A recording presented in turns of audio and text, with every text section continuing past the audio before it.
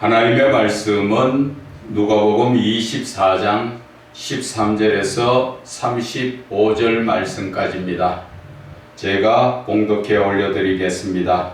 그날에 그들 중 둘이 예루살렘에서 25일이 되는 엠마오라 하는 마을로 가면서 이 모든 된 일을 서로 이야기하더라. 그들이 서로 이야기하며 문의할 때에 예수께서 가까이 이르러 그들과 동행하시나 그들의 눈이 가려져서 그인 줄을 알아보지 못하거늘 예수께서 이르시되 너희가 길 가면서 서로 주고받고 하는 이 이야기가 무엇이냐 하시니 두 사람이 슬픈 빛을 띠고 머물러 서더라.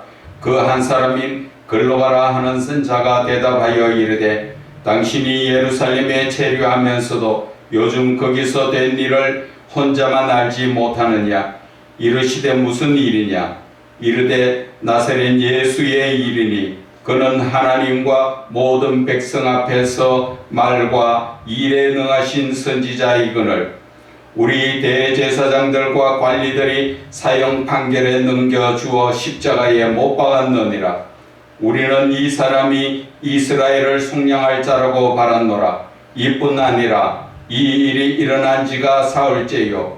또한 우리 중에 어떤 여자들이 우리로 놀라게 하였으니 이는 그들이 새벽에 무덤에 갔다가 그의 시체는 보지 못하고 와서 그가 살아나셨다 하는 천사들의 나타남을 보았다 함이라.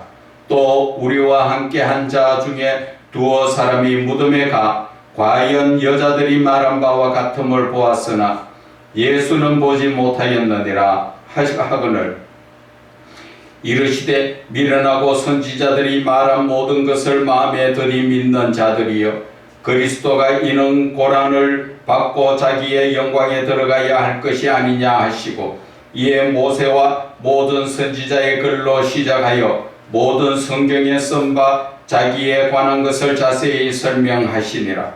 그들이 가는 마을에 가까이 가매 예수는 더 가려 하는 것 같이 하시니 그들이 강권하여 이르되 우리와 함께 유하사이다. 때가 저물어 가고 날이 이미 기울었나이다 하니 이에 그들과 함께 유하로 들어가시니라. 그들과 함께 음식 잡수실 때에 떡을 가지사 축사하시고 떼어 그들에게 주시니 그들의 눈이 밝아져 그인 줄 알아보더니 예수는 그들에게 보이지 아니하시는지라. 그들이 서로 말하되 길에서 우리에게 말씀하시고 우리에게 성경을 풀어주실 때에 우리 속에서 마음이 뜨겁지 아니하더냐 하고 곧 그때로 일어나 예루살렘에 돌아가 보니 11 제자 및 그들과 함께 한 자들이 모여 있어 말하기를 주께서 과연 살아나시고 시몬에게 보이셨다 하는지라. 두 사람도 길에서 된 일과 예수께서 떡을 떼심으로 자기들에게 알려주신 것을 말하더라. 아멘. 왜 믿음이 자라지 않는가라는 제목으로 은혜를 나누고자 합니다. 오늘의 설교는 강의 설교가 아니고 주제 설교를 하기 원합니다. 오늘 이 내용 자체는 보면은 예수님께서 부활하셔가지고 예수를 따르던 자들을 거기에 두 사람이 엠마오로 가는 길에 예수님이 동행을 하셨지요. 그 동행을 하셨는데 그 엠마오로 가는 그 제자들은 예수님이 옆에서 말씀하셔도 알지 못했지요. 왜 알지 못합니까? 그것은 15절에서 보면은 16절에 그들의 눈이 가려져서 그인 줄을 알아보지 못하더라. 눈이 가려졌다. 이것을 이야기하면은 예수님이 오시면 성령님도 함께 오시지요. 결론적으로 우리가 보면은 이 32절에 보면은 성경을 풀어 주실 때 우리 속에서 마음이 뜨겁지 아니하더냐. 예수님의 성경을 풀어 주실 때 성령의 역사가 일어나니까 가슴이 뜨거워지는 것이죠. 그러나 이들은 예수님이 옆에 오신 것도 깨닫지 못하고 그들이 오히려 예수님을 알아보지 못하고 그러한 데 대화를 했지요. 그래서 우리가 오늘 이 말씀 속에서 이 내용과는 조금 옆으로 나가서 이야기를 하기 원합니다. 무슨 말이냐 하면은 우리는 왜 믿음이 자라지 않느냐는 것입니다. 저와 여러분이 현실적으로 지금 저와 여러분들 주변에 그리고 교회들이나 우리 지금 한국 나라 자체를 바라볼 때 믿음이 있느냐는 것입니다. 나라가 지금 힘들다고 악한 자들이 많이 설쳐되고 하지만 그들이 설쳐되고 있는 그 근본의 원인이 어디서 나옵니까? 그것은 믿는 자들이 변하지 않아서 그래요. 다른 말로 이야기하면 믿는 자들이 믿는 자다운 삶을 살지 못하기 때문에 그렇습니다. 나라가 변하려면 먼저는 예수 믿는 사람들이 변해야 됩니다. 예수 믿는 사람이 변하지 않는데 안 믿는 사람들이 변해집니까? 안 믿는 사람은 세상을 따라 살기 때문에 변할 수가 없습니다. 그러나 예수를 믿는 사람은 세상을 바라보는 것이 아니라 하나님 나라, 우리는 하나님을 바라보기 때문에 그 삶을, 하나님을 바라보는 그 신앙적 삶을 살기 위해서는 세상과 구별된 삶을 살아야 되는 것이죠. 그런데 지금 우리의 삶은 그러한 구별된 삶을 살지 못하고 있잖아요. 그런데 어떻게 우리가 이 예수를 믿는 사람들이 변해지고 예수를 믿는 사람이 변해지면 교회가 변해지고 교회가 변해지면 나라가 변해지는 것입니다. 나라 보고 바뀌어라 한다고 바뀌지는 것이 아니라 예수 믿는 사람이 먼저 바뀌면 나라도 바뀌고 다 바뀝니다. 여러분들 가정도 마찬가지입니다. 가정에 문제가 있습니까? 내 자신이 예수를 믿는 내 자신이 먼저 변하면 가정도 변하게 되어 있어요. 나는 변하지 않고 너만 변하라고 이야기하니까 변하지 않는 거예요. 오늘 우리는 내 자신의 믿음을 살펴보자는 것입니다. 왜 우리가 믿음이 자라지 않는가? 믿음이 자라지 않는다는 것은 결론적으로 이야기하면 천국 갈 수 없다는 얘기예요. 우리는 천국을 믿음으로 가지요. 교회에 성경책 쥐고 주일날 예배 드리러 간다고 그게 믿음입니까? 믿음은 야고보서 2장 22절에 말씀하셨죠. 행함으로 온전하게 된다고 말씀하셨습니다. 행함이라는 것은 바로 하나님의 모든 우리가 지금 믿고 있는 이 성경의 모든 말씀을 따라서 내 삶의 지침이 되어서 내가 그 말씀을 따라 살아야 되는 것입니다.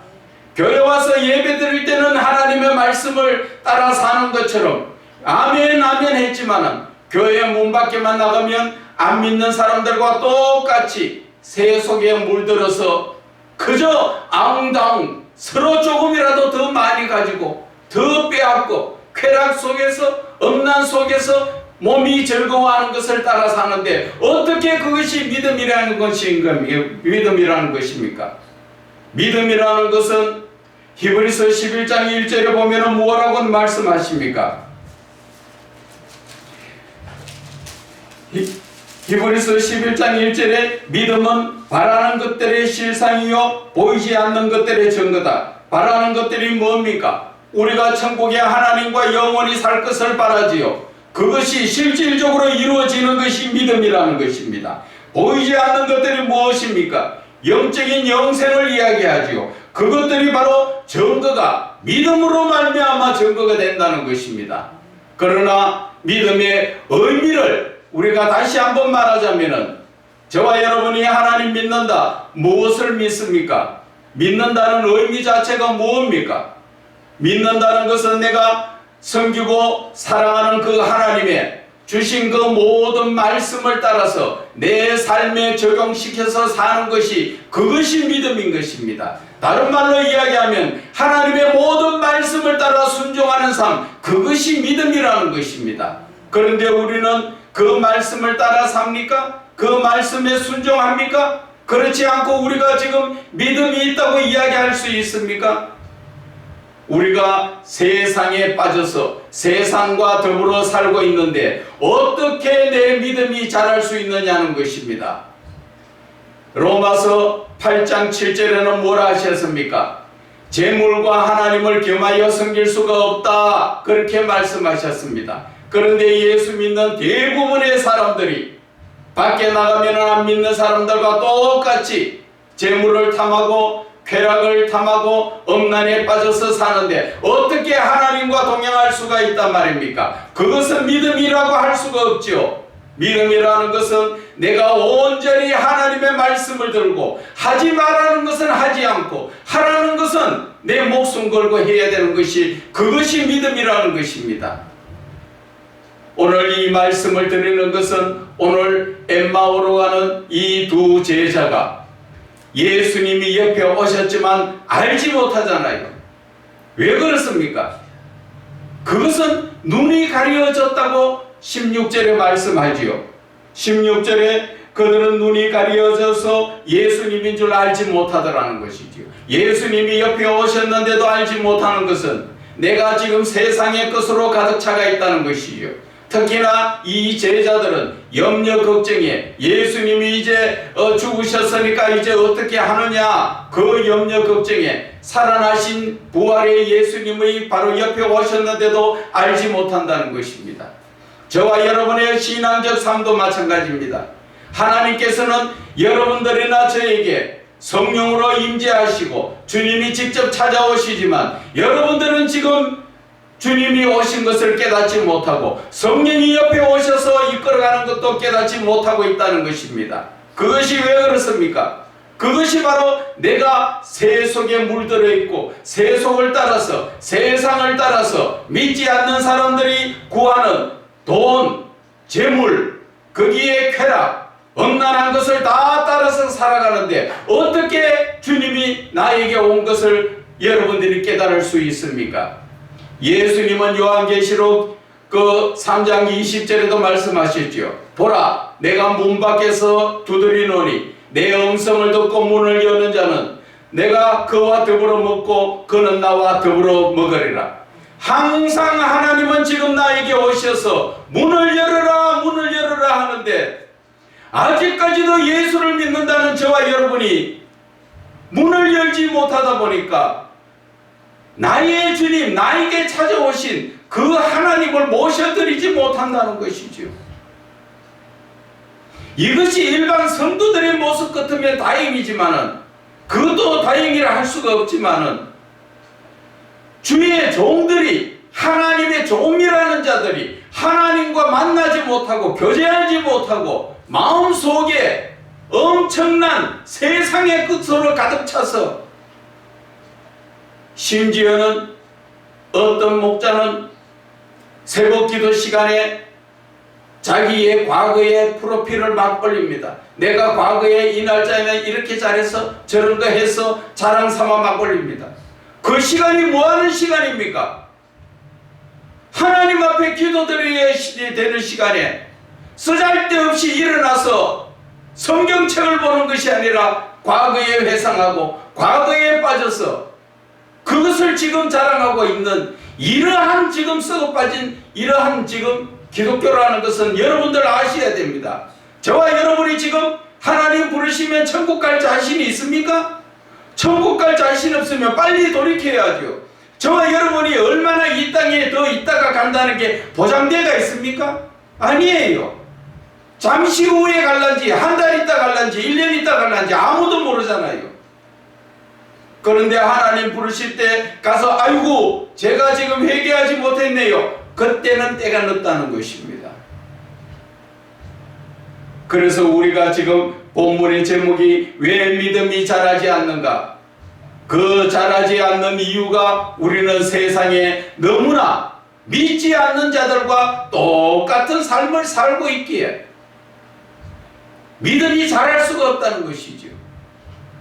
예수님은 혈루증 여인이 와서 간절히 그 옷깃에 손만이라도 대려고 그렇게 애써서 예수님 옷깃에 손을 댔을 때 그 12회 혈루증이 다 사라졌잖아요. 깨끗하게 치료됐잖아요.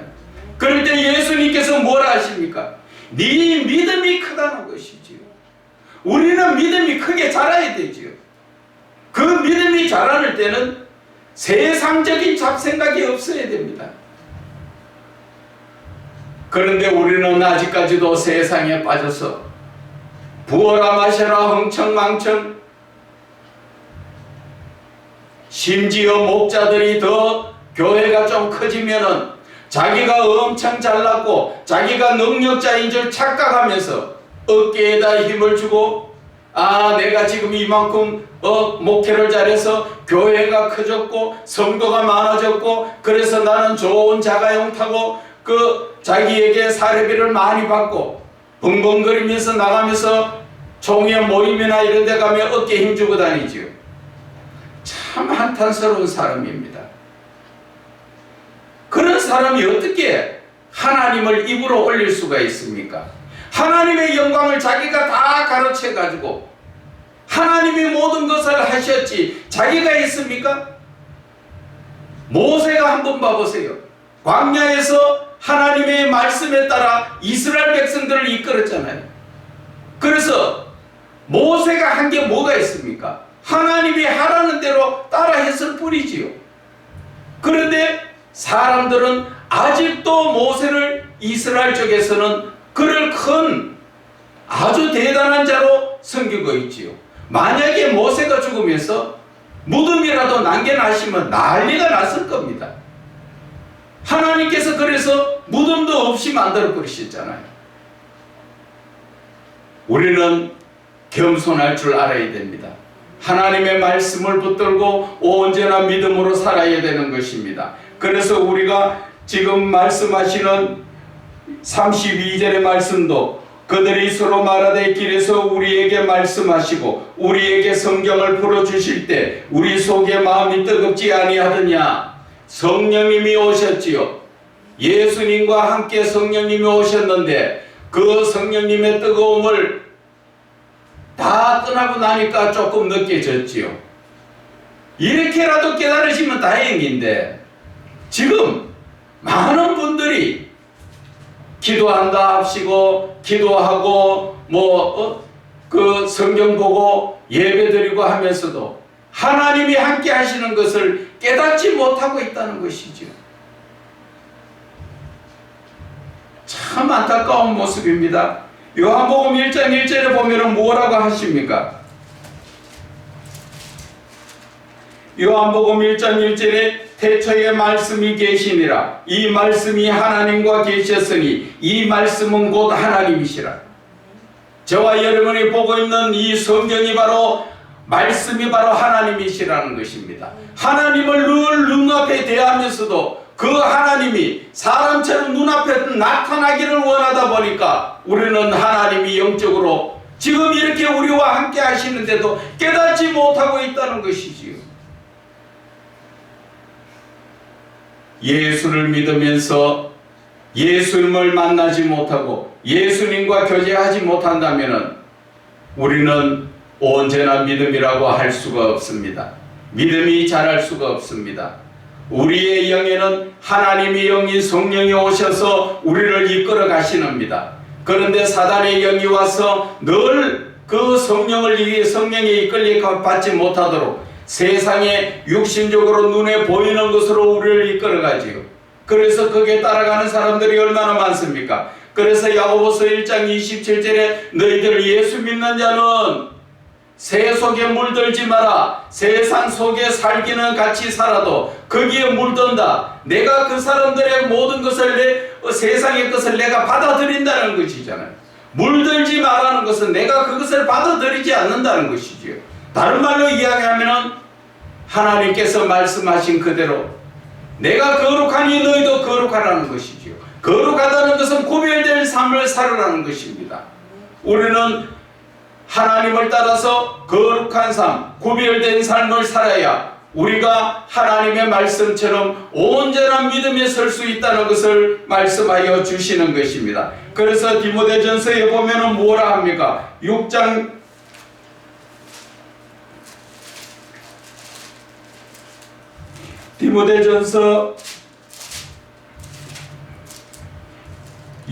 10절에 보면은 돈을 사랑함이 일만 악의 뿌리가 되나니 이것을 탐내는 자들은 미혹을 받아 믿음에서 떠나 많은 근심으로 자기를 찔렀도다. 이 세상에서 돈 필요하지요. 우리가 이 세상 살아가는 예수님 시대하고는 달라서 우리는 돈이 필요합니다. 그러나 돈을 사랑한다는 자체가 안 된다는 것이지요. 돈을 사랑하게 되어서 돈에 욕심이 가서 돈을 따라가는 것이, 그것이 일만 악의 뿌리라고 이야기했죠. 모든 근원은, 죄의 근원은 돈으로부터 시작된다는 것입니다. 그래서 우리는 그 돈에 욕심을 내어서도 안 되고 남의 것을 가지려고 더 돈에 따라서 나아가서는 안 된다는 것입니다. 그런데 우리들의 삶은 사실 어떻습니까? 어떤 목사들이 이야기합니다. 목사도 돈 하면 좋아해요. 돈을 좋아하는 목사는 안 됩니다. 돈이 필요는 하지만 그것을 좋아한다는 것은 하나님을 그만큼 좋아하지 않는다는 얘기예요. 그런데 우리는 아직까지 그것을 정신 차리지 못하고 돈 하면은, 어떤 분들은 또 그렇습니다. 어떤 분들한테 그 신앙 공부하는 자체에서 우리가 이야기하죠. 형편이 안 되면 우리가 뭐라 합니까? 장학 제도로 그것을 바꾸어서 가르쳐 주겠다고 하지만 신학 공부하려니까 돈 들어가니까, 그래서 어떤 강도사님은 신학 공부하고 이제 마지막 단계에 왔지만은 돈 벌러 가버렸지요. 그러한 안타까운 모습에 우리는 다시 한번 내 자신의 믿음을 결부시켜서 봐야 한다는 것입니다. 내가 정말 온전한 믿음이 있는가? 내가 지금 하나님의 말씀을 따라 살고 있는가? 돈 따라 살고 있는가? 돈 따라가면 결국 그것은 죄악밖에 나올 수밖에 없다는 것을 오늘 말씀하여 주시는 거예요. 그래서 내가 사는 삶에서 내가 온전한 믿음의 삶을 살기 위해서는 우리는 이 영적인 삶을 살아야 된다는 것이지요. 로마서의 말씀이 나오지요. 로마서 8장 5절에 보면은 육신을 따르는 자는 육신의 일을 생각하고 내가 무엇을 먹을까 마실까 입을까 그 염려 걱정하고 사는 자지요. 그러나 영을 따르는 자는 영의 일을 생각하나니 어떻게 하면 하나님을 만나고 어떻게 하나님과 교제할까, 지금 그러한 생각을 가진다는 것이지요. 어제 제가 잠깐 뉴스 가운데서 한 곳에 보니까 이단에 대해서 지금 이야기가 나왔는데, 아프리카 케냐라는 곳에 거기에 이 한국 교회 이단이 그쪽에도 파송이 나갔던가 봐요. 거기에도 교회를 세웠는데 그 교회의 이름이 기쁜 소식 교회지요. 그 선교센터라고 그 아프리카에 나와 있는데, 거기에 있는 아프리카에 있는 목사가 성도가 11명 있었는데 그들에게 예수를 만나야 된다. 예수를 만나는 길은 우리가 굶어서 죽어야 된다. 그렇게 가르쳐 가지고 거기에서 심지어는 3개월째 지금 금식하는 사람도 있고, 그리고 죽은 사람이 4사람이고, 그 소식을 듣고 정부에서 그들을 구제하러 들어갔는데 11명 중에 4명은 죽고 7명을 구제했는데 그 중에 2명은 목숨이 위태하대요. 그리고 나머지 그 5명은 병원에 가서 수영 맞는 것도 거절한대요. 왜? 나는 예수를 만나야 되기 때문에 이제 곧 간다는 것이지요. 여러분, 제가 이 말씀 드리는 것은 이단 속에서도 예수를 만나려고 죽음을 각오하고 예수를 믿는데 저와 여러분들의 삶은 어떤 거예요? 도대체 이게 믿음입니까? 이게? 내 할 짓 다 하고 내 육신 좋아하고 내 몸이 기뻐하는 짓 다 하면서 돈 따라, 재물 따라, 쾌락 따라, 억난 따라 살면서 이게 믿음이에요, 이게? 이러면서 어떻게 나라가 바뀌기를 원하고 교회가 바뀌기를 원합니까? 지금 교회가 얼마나 지금 병들어서 썩어져 가고 있어요. 어떠한 그 교회의 한 목자는 이야기하지요. 정치도 내 허락을 받아야 그 당이 잘 된다. 내가 그 허락을 안 받으니까 그 당이 안 된다. 이건 많은 짓이에요. 그러면서 입을 열면 전부 욕만 튀어나오는, 그게 목자입니까? 그게? 성경에 하나님이 욕하라고 되어 있습니까? 이러한 잘못된 그러한 그 위세를 가진 자 밑에도 많은 사람들이 아멘하고 따라다니는 전부 정신병자들 아니에요, 그게? 이게 지금 현실의 기독교의 모습이라는 것입니다. 그 사람의 위세가 크니까 어떤 교회에서든지 다 지금 받아주고 강단에 세우고, 지금 세상이 지금 이런 세상이에요. 그런데 우리는 온전한 믿음을 가지지 못하고 영적으로 분별하지 못하고 무언가 지금 헤매고 방황하고 있다는 것입니다. 그것은 왜 그런가? 여러분들이 믿고 계시는 그 하나님은 살아계신 분이잖아요. 그 살아계신 하나님을 만나야 내 믿음이 변화가 되는 거예요. 하나님이 살아계신다고 말로만 하고 주의 종들조차도 하나님을 만나지 못하여서 갈급하기는 갈급한데 어디 가서 말하려고 할기네 자기 자존심 상하고, 정말 지금 이러한 잘못된 믿음 속에서 우리는 헤매고 있다는 것입니다. 오늘 그래서 결론적으로 말씀드리자면은 우리는 온전한 믿음에 살아야 되는데, 정말 온전한 믿음의 삶은 예수님을 만나라는 것이죠. 내가 간절히 찾고 찾으면 만나리라고 말씀하신 자문의 말씀처럼 우리는 하나님을 간절히 찾느냐는 것이죠. 등 드시고 배부르니까 하나님 찾습니까? 이스라엘 백성도 사사기에 보세요. 계속적으로 하나님의 은혜야 풍성하니까 하나님 몰래 우상 만들어 놓고 살다가 이웃나라에게 하나님 앞에 혼나고, 그러다도 답답하면 하나님 찾고, 오늘날 우리들의 모습과 똑같다는 것입니다. 우리가 과거에 얼마나 6.25 사병 끝나고 힘들었습니까? 먹고 살기 힘들고 모든 것은 다 부서지고 피폐할 때 우리는 그때 어땠습니까? 먹는 거 제대로 못 먹고 잠은 제대로 못 잤지만은 그때는 밤을 새워 기도하고 주님 앞에 부르짖었습니다. 지금 하나님의 은혜로 먹고 살만하니까 지금 철야 기도하는 데 있습니까? 밤에 지금 금요 기도도 제대로 하는 데 있습니까? 새벽 기도 지금 나옵니까? 이런 상태에 영적으로 다 무너져가 있다는 것입니다. 이렇게 무너진 것이 바로 우리는 하나님의 은혜를 악으로 갖고 있는 것입니다.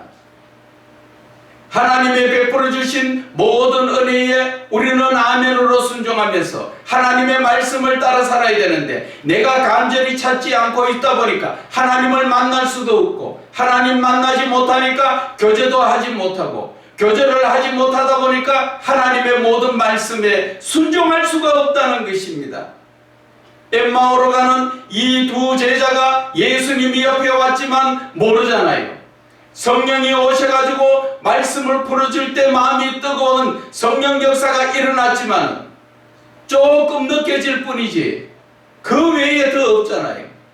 그러다가 이들이 성령 역사가 일어난 게 오순절 마가의 다락방이지요. 거기에서 부르짖고 부르짖었을 때 성령의 불의 역사가 일어났잖아요. 오늘날도 마찬가지입니다. 저와 여러분이 온전한 믿음에 서기 원합니까? 그러면은 저와 여러분들은 첫째는 하나님의 말씀에 순종을 해야 되고, 두 번째는 하나님께 간절히 기도해야 됩니다. 어떤 기도? 그냥 주여 주여 부르짖는 그런 기도가 중요한 게 아닙니다. 마태복음 6장 6절에 말씀하셨지요. 골방의 기도, 은밀하게 보시는 저와 여러분이 하나님하고 나와의 1대1의 관계에서 하나님을 만나고 하나님과 교제를 나누어야 되는 그런 골방의 기도를 해야 된다는 것입니다. 그리고 세 번째는 하나님의 말씀을 볼 때 이 하나님의 말씀이 하나님이 나에게 오셨다 하는 것을, 하나님이 나에게 말씀하여 주신다 하는 것을, 그것을 느껴가면서 성경을 읽어야 된다는 것입니다. 그 한 예로 제가 여호수아의 1장 말씀을 가지고 여러분들에게 오늘 이 시간에 성경을 어떻게 읽는 것인가 제가 여러분들에게 지금 가르쳐 드릴게요.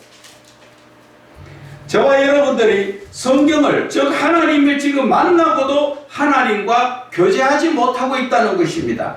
자, 여호수아 1장에서 1장 1절에서 우리가 8절까지 9절까지가 우리가 한번 읽어볼 것인데, 제가 읽으라는 방법으로 여러분들이 읽으시기 바랍니다.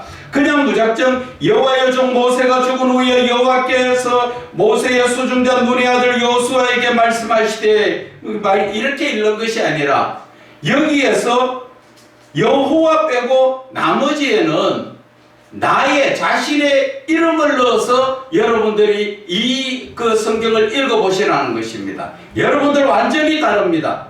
제가 읽어볼게요. 저의 이름을 넣어서 제가 읽을 테니까 여러분들이 이 여호수아 1장을 읽으면서 저와 같이 자신의 이름을 넣어가지고 한번 읽어보세요. 얼마나 은혜가 되고 얼마나 이 가슴에 크게 와닿는지 제가 읽어드릴게요. 여호와의 종 모세가 죽은 후에 여호와께서 모세의 수종자 눈의 아들 여호수아에게 말씀하여 이르시되, 내 종 모세가 죽었으니 이제 신목사 너는 이 모든 백성과 더불어 일어나 이 요단을 건너 내가 그들 곧 이스라엘 자손에게 주는 땅으로 가라. 지금 그렇게 말씀하시지요. 누구에게 말씀하십니까? 나에게 지금 말씀하시는 것입니다. 그래서 3절에 내가 모세에게 말한 바와 같이 신목사 너희 발바닥으로 밟는 모든 곳을 다 내가 너희에게 신목사 너희에게 주었노니 곧 광야와 이 레바논에서부터 큰 강 유브레데 강까지 해쪽 속의 온 땅과 또 해지는 쪽 대리까지 너희의 영토가 되리라. 그리고 하나님이 말씀하십니다. 신목사 네 평생에 신목사 너를 능히 대적할 자가 없으리니 내가 모세와 함께 있었던 것 같이 신목사 너와 함께 있을 것임이니라. 내가 신목사 너를 떠나지 아니하며 버리지 아니하리니 신목사 너는 강하고 담대해라. 신목사 너는 내가 그들의 조상에게 맹세하여 그들에게 주리라 한 땅을 이 백성에게 차지하게 하리라. 오직 강하고 극히 담대하여 나의 종 모세가 내게 명령한 그 율법을 다 지켜 행하고 우로나 좌로나 치우치지 말라. 그리하면 어디로 가든지 영통하리니 이 율법책을 신목사 네 입에서 떠나지 말게 하며 주야로 그것을 묵상하여 그 안에 기록된 대로 다 지켜 행하라. 그리하면 신목사 너 길이 평탄하게 될 것이며 신목사 네가 형통하리라. 내가 신목사 네게 명령한 것이 아니냐. 강하고 담대하라. 두려워하지 말며 놀라지 마라. 신목사 네가 어디로 가든지 네 하나님 신목사 너 하나님의 여호와가 신목사 너와 함께 하느니라 하시니라. 바로 성경을 이렇게 읽으시라는 것이지요. 다른 말로 이야기하면 이 성경을 내가 읽는다고 이야기하는 것이 아니라 하나님이 지금 내게 말씀하여 주신다. 그렇게 지금 생각하면서 성경을 읽어야 된다는 것입니다. 그렇지 못하면 하나님의 은혜를 제대로 받을 수가 없어요. 하나님은 지금 말씀하여 주시잖아요. 성경을 통하여서 누구에게? 나에게. 지금 하나님의 이 여호수아 1장의 그 모든 축복의 말씀이 하나님께서 이름을 바꾸면 나에게 지금 말씀하여 주시는 것이랍니다.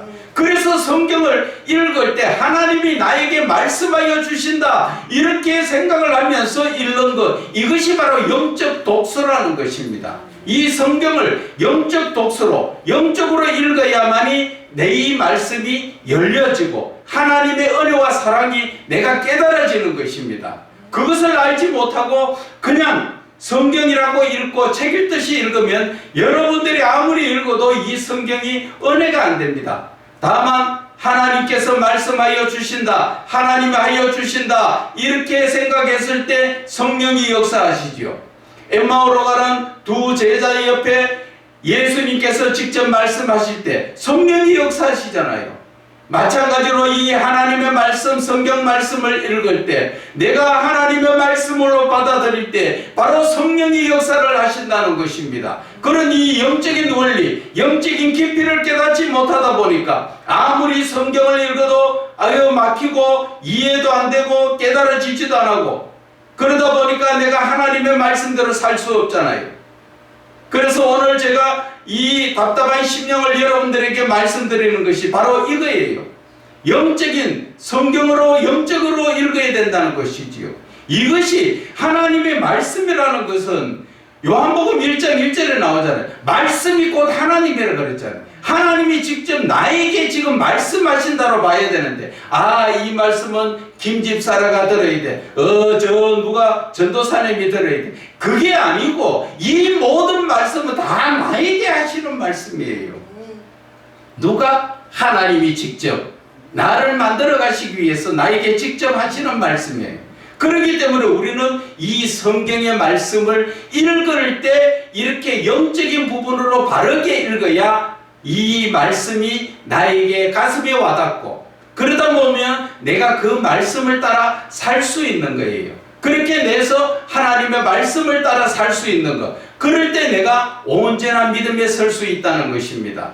그래서 다시 한번 말씀드리지만, 여러분들께서는 제일 먼저 뭐를 하라 그랬지요? 온전한 믿음을 위해서는 하나님의 말씀에 따라 순종해야 되고, 둘째는 하나님 앞에 간절히 기도해야 되고, 골방의 기도라고 말씀드렸지요. 무조건 부르짖는 기도, 하나님 주세요 주세요가 아닙니다. 이 골방의 기도를 잠깐 터치하면은, 하나님 저에게 무엇을 하기를 원하십니까? 하나님의 뜻을 내가 구하는 그 기도, 그 골방 기도를 해야 되는 것입니다. 하나님 앞에 이것 주세요 저것 주세요, 그건 강구하는 겁니다. 그 강구의 기도를 이야기하는 것이 아니라, 지금 제가 말씀드리는 것은 하나님의 뜻을 구하는, 하나님 제가 무엇을 하기 원하십니까? 하나님 어떻게 하기를 원하십니까? 그것을 구하는 골방의 기도를 하라는 것이죠.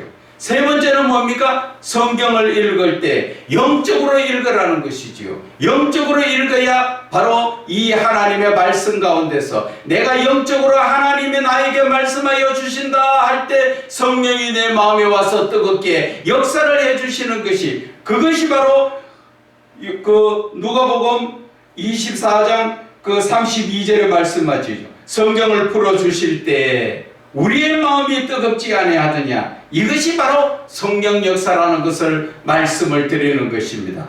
그래서 우리의 믿음을 한번 돌아보세요. 내가 온전한 믿음에 서가 있는지, 내가 아직 온전한 믿음에 서가 있지 못하다면 오늘 제가 말씀드린 것처럼 내 마음에 빨리 주 예수 그리스도를 모셔드리고 내가 빨리 성령의 역사를 내가 느낄 수 있도록 우리는 깊은 기도와 말씀 속에 들어가야 된다 말씀을 드립니다. 다시 한번 여러분들에게 말씀드리니까 이제는 꼭 하나님의 말씀을 붙들고 온전한 믿음에 서서 주여 주여만 하리라 정말 하나님의 뜻을 행하는 자가 되시기를 주 예수 그리스도 이름으로 축원을 드립니다.